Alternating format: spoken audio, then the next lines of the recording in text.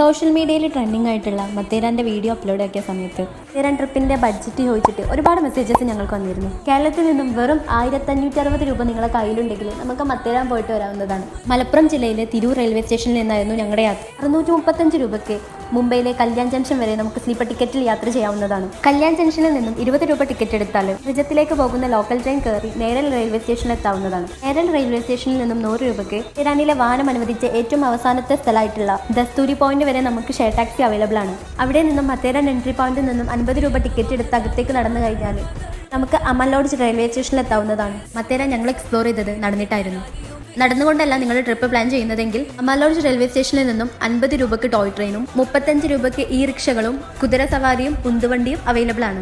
Toy ട്രെയിനിലാണ് നിങ്ങൾ യാത്ര ചെയ്യുന്നതെങ്കിൽ അതിൻ്റെ ടൈമും കാര്യങ്ങളും ക്യാപ്ഷനിൽ കൊടുത്തിട്ടുണ്ട്. മത്തേരാനിൽ നിങ്ങൾ സ്റ്റേ പ്ലാൻ ചെയ്യുന്നുണ്ടെങ്കിൽ 800 രൂപ മുതൽ മത്തേരാൻ റെയിൽവേ സ്റ്റേഷൻ്റെ അടുത്ത് വരെ റൂംസ് അവൈലബിൾ ആണ്.